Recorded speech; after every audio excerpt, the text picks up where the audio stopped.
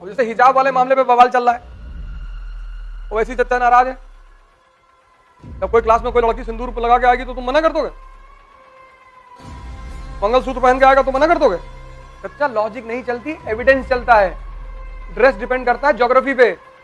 हाँ, कोई स्त्री हिजाब पहनना चाहती है, उसको रोका नहीं जा सकता।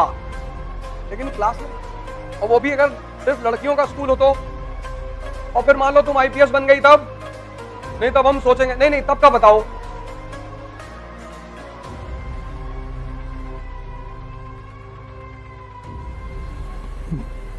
जय हिंद फ्रेंड्स।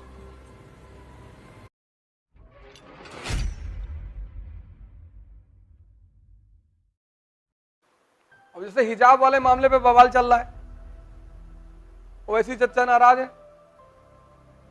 जब कोई क्लास में कोई लड़की सिंदूर लगा के आएगी तो तुम मना कर दोगे? मंगलसूत्र पहन के आएगा तो मना कर दोगे? चच्चा लॉजिक नहीं चलती, एविडेंस चलता है। ड्रेस डिपेंड करता है ज्योग्राफी पे। क्यों बहस कर रहे हो? हाँ, कोई स्त्री हिजाब पहनना चाहती है, उसको रोका नहीं जा सकता। ये उसका चॉइस है, ये उसकी चॉइस है। उसको नहीं रोकना चाहिए, उसकी चॉइस है। लेकिन क्लास में, और वो भी अगर सिर्फ लड़कियों का स्कूल हो तो, चलो लड़के लड़कियां दोनों बैठे हैं तो तुमने पहन लिया, ठीक है। जब लड़कियों का ही स्कूल है और फिर मान लो तुम आईपीएस बन गई तब, नहीं तब हम सोचेंगे, नहीं नहीं तब का बताओ।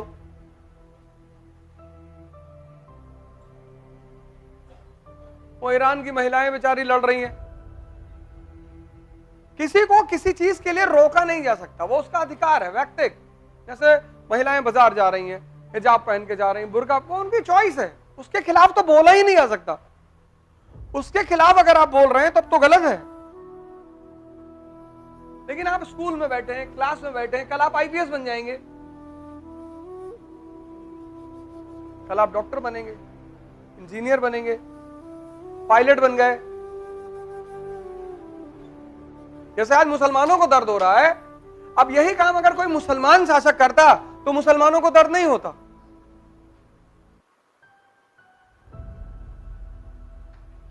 मुसलमानों को वैसे भी दर्द नहीं होता अगर बार बार दिखाया ना जाए तुम्हारा धर्म एंटी मुसलमान।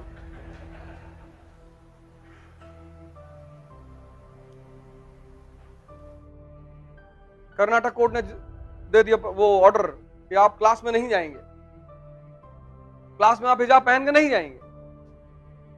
उस कंट्रोवर्सी का कोई मतलब ही नहीं है ही नहीं। क्योंकि कल्चर, ड्रेस जो है वो कल्चर पे डिपेंड करता है, कल्चर ज्योग्राफी पे डिपेंड करता है। कश्मीर का हिंदू और तमिलनाडु के हिंदू के ड्रेस में डिफरेंस होगा ना, फिर गुजरात के मुसलमान और बंगाल के मुसलमान के खाने में डिफरेंस होगा। तो ये डिफरेंस किसकी वजह से है? ज्योग्राफी की वजह से, रिलीजन की वजह से नहीं। तुम जैसलमेर में जून के महीने में टाई लगा के नहीं घूम सकते हो। टाई लगाई जाती है यूरोप में जहां टेम्परेचर -20 है, टॉन्सिल की दिक्कत है, ठंड लग जाती है, गला चोक हो जाता है, वहां टाई लगाई जाती है।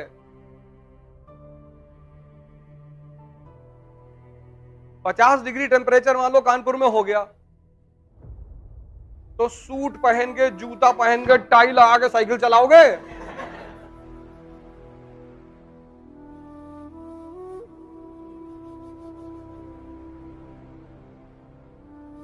तो गुरुदेव से रावतपुर पहुंचोगे बस।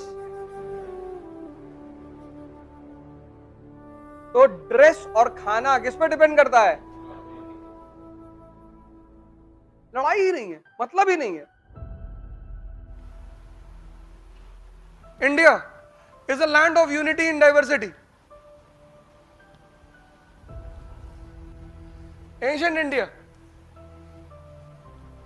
Tension between Brahmins, Buddhist and Jain.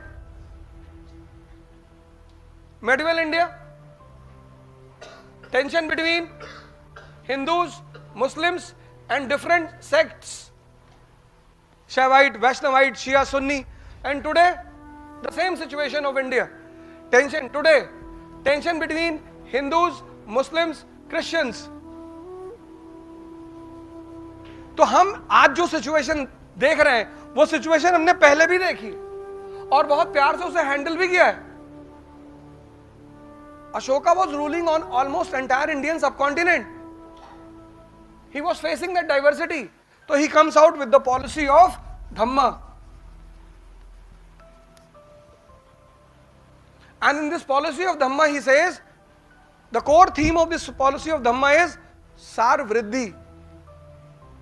And in Sar Vriddhi, Ashoka says that it is the duty of every individual to know about the basic principles of all the religion. Basic. And if you know the basic principles of all the religion,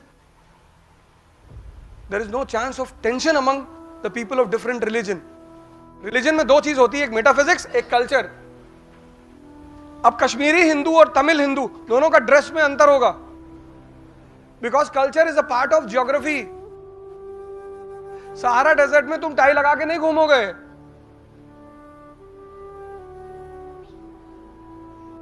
Tie is a part of European culture. It's extreme cold there. They suffer from tonsil. They have to protect their throat. Dress and food depend upon geography. So Hindustan में लोग कहते हैं अरब का आदमी गोश्त बहुत खाता है, तो पालक कहां से लाए? रेगिस्तान में कहां पैदा करोगे पालक?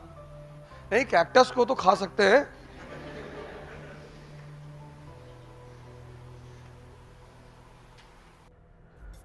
जय हिंद.